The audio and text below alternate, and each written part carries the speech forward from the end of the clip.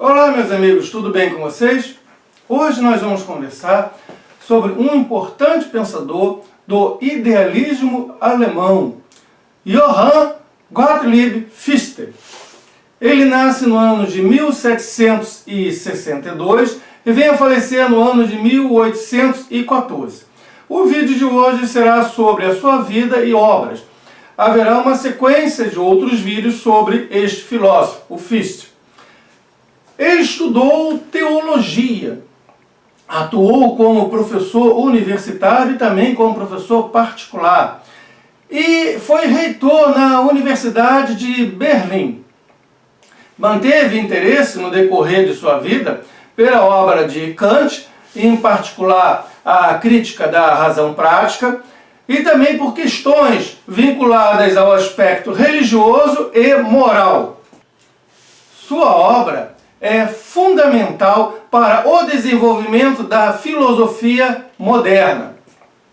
A obra de Fichte vai da epistemologia até a ética, política e a educação. É o primeiro filósofo do idealismo alemão. O Fichte, ele baseia seus estudos em Kant. Os demais membros do idealismo alemão hão de basear seus estudos na obra do Fichte e não na obra do Kant. O Fichte começou seus estudos pela obra do Immanuel Kant e também o conheceu pessoalmente.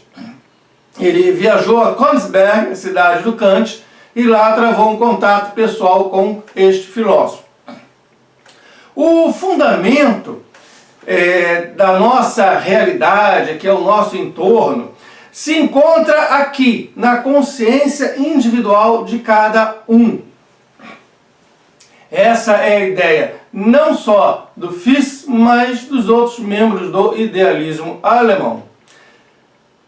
Em 1790, ele se encontra na pobreza. Na verdade, o Fichte ele vem de uma família pobre. Ele teve uma infância na pobreza. Só conseguiu efetivar seus estudos porque um nobre pagou para ele esses estudos. Conta-se que este nobre estava vindo para a igreja, mas não conseguiu chegar a tempo de assistir o sermão. E perguntou se alguém saberia contar como foi o sermão. E indicaram um garoto, o jovem Fichte. E esse repetiu praticamente palavra por palavra o sermão. Olha, o sermão do pastor foi isso, assim, assim, assim. Tá? E este nobre alemão ficou tão impressionado com a inteligência e a memória do jovem Fichte que começou a pagar os seus estudos, tá? Até a faculdade. Então, enquanto este nobre foi vivo, ele bancou, patrocinou os estudos do Fichte. Mas no ano de 1790, o Fichte se encontra na pobreza. Ele que provém, nós chamaríamos hoje, da classe proletária, não é de uma família rica que ele provém. E ele precisa trabalhar como professor particular para sobreviver. E a situação está muito difícil. Aí aparece um aluno e quer conhecer mais, quer aprender sobre a obra do filósofo Immanuel Kant. Na época, o Kant era o que seria hoje um popstar, tá? Era o filósofo mais famoso da Alemanha. Todo mundo queria saber quem era Kant, o que ele pensava. O cara era muito conhecido. O nome do Kant, não necessariamente a sua obra. Aliás, eu diria até que o Kant, no sentido da sua obra filosófica, foi e é até hoje muito incompreendido. Mas, vamos lá, esse aluno queria aprender a filosofia do Kant, e o Fichte não a conhecia. Então, para ensinar este aluno, o Fichte se dedica a estudar a obra do Kant durante um ano inteiro. E se depara com a crítica da razão prática, que é o trabalho sobre ética e moral que o Kant escreve. E o Fichte se apaixona pela crítica da razão prática. O Kant escreve várias obras. Nós temos a crítica da razão pura, a crítica da faculdade de julgar e a crítica da razão prática. São as 3 críticas, dentre outros trabalhos. Mas a crítica da razão prática é que realmente deixou o Fichte muito impressionado. Ele gostou muito. Tanto que no ano de 1791, ele viaja então a Königsberg, que é a cidade alemã onde o Kant residia. E aí ele conhece esse filósofo já idoso, trava um conhecimento com o Kant. Inicialmente, o Kant não dá muita atenção a ele, mas o Fichte retorna para a sua cidade e escreve ali uma obra, Ensaio de uma Crítica de toda a Revelação. Esta obra é basicamente inspirada no seu estudo sobre Kant. Está muito próximo do que é realmente a obra do Kant. E encaminha para o Kant apreciar esta obra, e o Kant gosta. O Kant gosta da obra. E, justamente por gostar, o Kant indica ele a um editor que publica a sua obra. Ocorre que, por sugestão deste editor, a obra é publicada anonimamente. E aí ocorre uma coisa. Devido à obra expressar ideias muito semelhantes às ideias do Kant, só que num campo de estudo novo, os leitores entenderam que era mais uma obra do Kant, porque a obra estava anônima. Então começaram a comprar e começaram a ler, entendendo que era obra do grande filósofo Kant. Precisou o Kant vir a público fazer o desmentido. Oi, gente, não fui eu que escrevi isso aqui não. Tá? Concordo com o que está escrito aí, mas quem escreveu foi o Fichte, não fui eu. Rapaz, tá? Isso deixou o Fichte muito famoso. Ele simplesmente foi confundido com o maior filósofo vivo da época na Alemanha. Tá? E isso lhe trouxe fama e notoriedade, além dele já nutrir na época da amizade do Kant. Tá? Por indicação do Kant, ele foi nomeado professor na Universidade de Iena. Né? Ele passou a receber vários convites na Alemanha após a publicação desse livro e a confusão do nome dele com o nome de Kant. Né? Em 1799, no entanto, quer dizer, de 1794 a 1799, eu diria até de 1792, que é quando ele publica o seu primeiro livro, até 99, ele publica várias obras. Há quem diga, comentadores, né, que é o período mais fecundo de sua obra filosófica. E tem ali várias contribuições muito interessantes para a filosofia. Mas no ano de 1799, ocorre uma coisa. Ele recebe uma acusação muito grave para a época, ali finalzinho ainda do século XVIII, que é a acusação de ateísmo. Isso era gravíssimo. Tanto que ele pede demissão do seu emprego, para não ser demitido, né? E larga de ser professor em Iena e vai para Berlim, onde ele volta a atuar como professor na cidade de Berlim. Tá? Ele teve de mudar toda a sua vida a partir dessa acusação, que ele não reconhece, ele não se entende como ateu. Mas ele foi acusado de ateísmo. Ele é considerado um autor muito obscuro e de difícil entendimento. Aqui ao final do vídeo eu vou comentar as principais obras dele, mas já deixo aqui o aviso, não é uma leitura fácil, tá? Só se você realmente quiser se especializar neste autor, motivos particulares seus em termos de estudos filosóficos, porque é realmente um autor que já na época em que ele era vivo, os seus contemporâneos o consideravam obscuro, tá? Quase que incompreensível. Coube a outros dois filósofos, dos quais nós iremos falar em sequência, em outros vídeos, o Schelling e o Hegel, tá? Eles apresentarem de um modo mais claro a obra do Fichte. O que acabou gerando também que hoje, na época e hoje também, muito do que nós conhecemos sobre o Fichte não é de leituras feitas pelos comentadores na obra do Fichte. É mais a opinião expressada por outros dois filósofos, o Schelling e o Hegel, tá? Que podem ter deturpado o entendimento da obra do Fichte. Coube ao filho do Fichte, tá, publicar, após a sua morte, as obras póstumas, mas sem, no entanto, gerar interesse do público alemão. Somente, tá, no começo do século XX é que há um retorno a um interesse grande pela obra deste filósofo, o Fichte. Aliás, filósofo importantíssimo. Na época ele vai trabalhar como professor em Iena. Lembra, eu falei em 1792 ele publica o livro, entre 1792 e 1794 ele já está trabalhando na Universidade de Iena, e ali predominava um movimento muito importante na história da humanidade, que é o romantismo. Aliás, a cidade de Iena era, na Europa, um grande polo intelectual, tá? Era ali que se concentrava, tá, uma intelectualidade, uma discussão filosófica, artística muito intensa para a época. E é onde eclodiu muito forte o romantismo.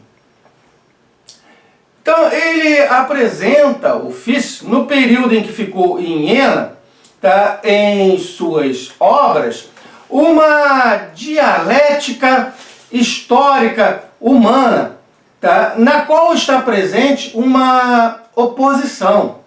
Nós podemos falar em tese. Tese é aquela afirmação que eu faço. Eu vou afirmar algo, então isso é algo que eu afirmo, é minha tese. Eu posso falar que a tese que predominava na sociedade europeia na época era do despotismo, era das monarquias.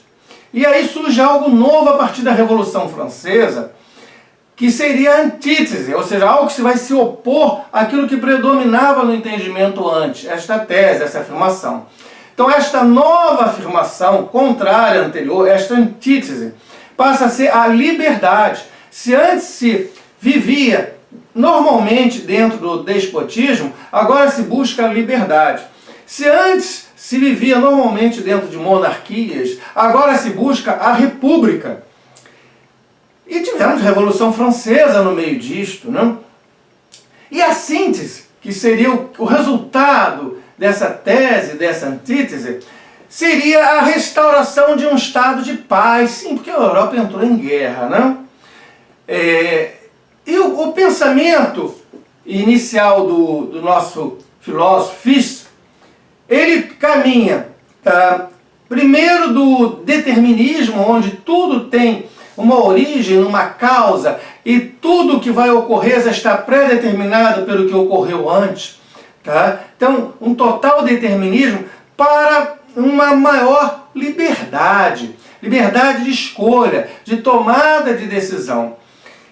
E o que tudo indica, essa mudança no pensamento do Fichte, do determinismo para a liberdade, ela se dá na medida em que o Fichte toma contato com a obra do Kant e também com a Revolução Francesa. Porque, veja, a Revolução Francesa ela tinha, dentre as suas bandeiras, suas reivindicações, uma maior liberdade individual e coletiva. Pois bem, o Fichte há de sofrer a influência de dois grandes movimentos.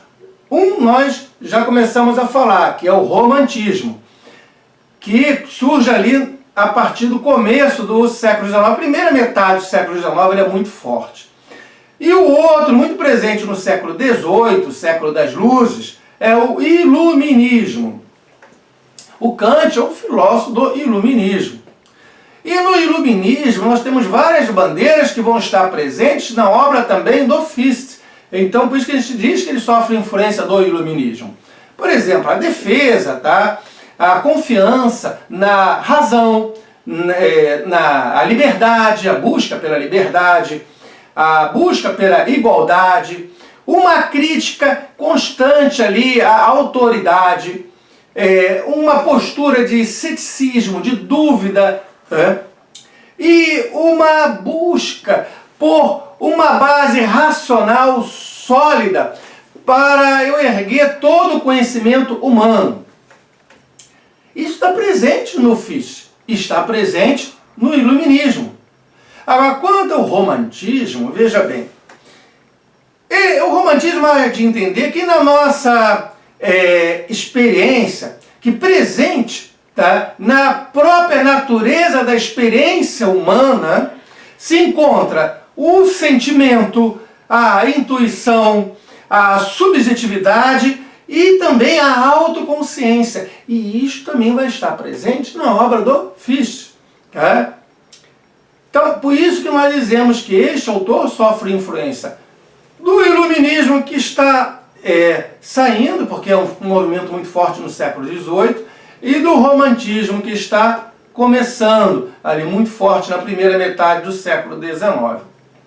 Dentre as suas principais obras, eu gostaria então de destacar algumas. Mas antes, se você não é inscrito no canal, se inscreva no canal para continuar sendo informado sobre esse tipo de vídeo, de filosofia, tá, e temas afins. E deixe o seu comentário, eu quero saber a sua opinião sobre este filósofo, sobre esse nosso vídeo. Mas vamos então às obras.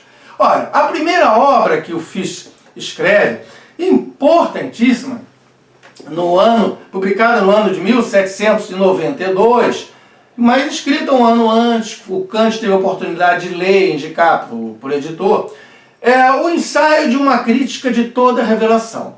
É aí que começa realmente a carreira do filósofo Fichte, a carreira pública, a sua notoriedade, a sua fama. Tá? E é uma obra na qual ele há de abordar tanto a religião, tanto a filosofia. A segunda obra, muito importante do Fichte, seria Fundamentos da Doutrina da Ciência, já publicada no ano de 1794, onde ele vai tratar da filosofia da ciência e da teoria do conhecimento, de como nós aprendemos, de como nós conhecemos, de como nós validamos o nosso conhecimento, e também da moral, ética.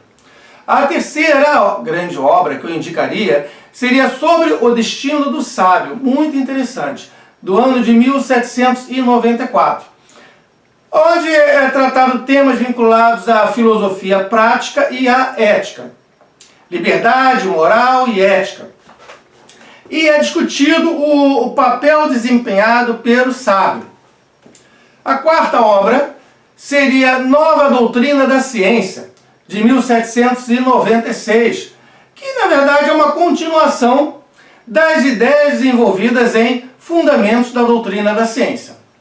A quinta obra que eu indicaria como uma das principais do Fichte seria Doutrina da Ciência do Direito, de 1796, onde são tratados temas vinculados ao direito natural e à ética.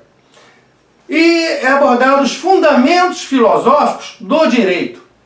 Também tratada a questão da justiça. A sexta obra, A Vocação do Homem, de 1800, onde temos a natureza e o propósito deste humano que somos nós. Tá? E também são tratadas questões de ética e moral. A sétima obra seria O Estado Comercial Fechado, de 1800, onde é discutido questões vinculadas à política e à economia. A oitava obra seria Discursos à Nação Alemã, muito interessante, de 1807 a 1808. Foram discursos proferidos na Universidade de Berlim, tá? Que abordam a identidade nacional alemã, a educação, o patriotismo, o nacionalismo. Na época, a Alemanha, porque não havia o país Alemanha, haviam cidades, haviam vários núcleos de poder independentes. Você não tinha um país alemão. E esses discursos, eles enaltecem o povo alemão, a língua alemã, tá? A pureza do povo alemão, a pureza da língua alemã, que não seria se mesclado com nenhuma outra língua.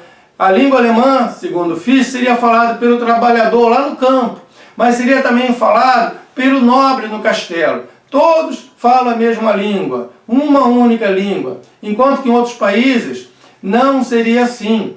Na França, na Itália, na Inglaterra, a língua do camponês não seria a mesma língua do nobre. E ele defende, tá, o orgulho de ser alemão no momento em que a Alemanha está invadida pelas tropas francesas de Napoleão Bonaparte. Inclusive foi um ato de coragem dele ter proferido essas palestras em Berlim, sendo que Berlim estava ocupada pelos franceses. Os franceses, pelo jeito, não perceberam, tá, o quanto que ele estava sendo revolucionário, atiçando os alemães para tomar uma postura contra o invasor ali das suas terras, do seu país. E a nona obra que eu gostaria de comentar seria a Doutrina da Ciência, de 1810, uma das últimas obras deste filósofo, onde ele resume ali as suas principais ideias do seu sistema filosófico. Então são tratadas questões sobre ética, sobre epistemologia e questões políticas. Então, ali é o fechamento, basicamente, da sua obra filosófica, já que poucos anos depois ele vem a falecer. Então, a Doutrina da Ciência, de 1810. Gente, eu espero que vocês tenham gostado. Vou fazer na sequência outros vídeos sobre este filósofo, o Fichte, abordando um a um os pontos e tratando de algumas dessas obras que eu citei ainda há pouco. Olha, muito obrigado pela presença até aqui. Valeu mesmo. Até mais.